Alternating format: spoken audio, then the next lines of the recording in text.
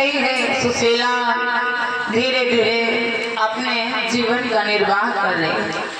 एक दिन का जिक्र है कि एक दिन एक द्वार पर सिद्ध महात्मा साधु संत आ गए। उन्होंने जैसे भिक्षाम देवी कहा, सुशीला बाहर निकली और हाथ जोड़ करके बोली, महाराज क्षमा कर दो महाराज, मैं आपको वापस नहीं करना चाहती, लेकिन मैं अपनी स्थिति बिना बताए रह भी नहीं सकती।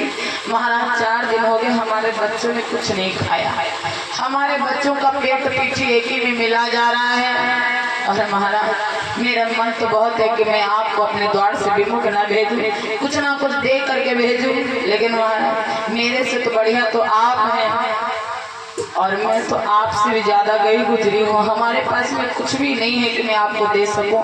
हमारे पति बहुत गरीब ब्राह्मण है, मैं बहुत गरीबनी हूँ, हमारे बच्चों को खाने को नहीं मिल रहा है और मुझे तो डर है कि हमारे पुत्र रोटी के बिना, अन्न के बिना कहीं मर न जाए।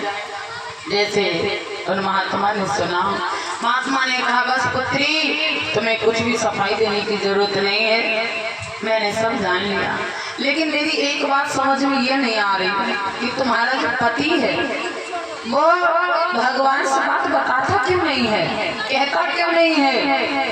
बोले कहना क्या चाह रहे हैं प्रभु, क्या कहना चाह रहे हैं आप। उन्होंने कहा, जो द्वारिकाधीश भगवान है तुम्हारे पति के बचपन के लंगोटिया मित्र हैं, वो दोस्त हैं पक्के वाले। अगर आपके पति चाहें तो उनसे माफी मांग लें और उनकी शरण में चले जाए तो कुछ ना कुछ कृपा अवश्य कर देंगे, लेकिन तुम्हारा पति उनसे कुछ मांगता क्यों नहीं। द्वारिकाधीश इनके जिसका मित्र भगवान हो उसको इतनी गरीबी उठाने की क्या आवश्यकता है, क्या जरूरी है। सुशीला ने बात सुनी, कहा कि आज तक तो हमें ये पता ही नहीं किया कि हमारे स्वामी के मित्र कौन कौन है। हे देवता, हे महात्मा, आपने बताया, अच्छा किया, पति आएंगे तो मैं इस विषय पे जरूर बात करूंगी। प्रणाम कर दिए, महात्मा जी चले गए।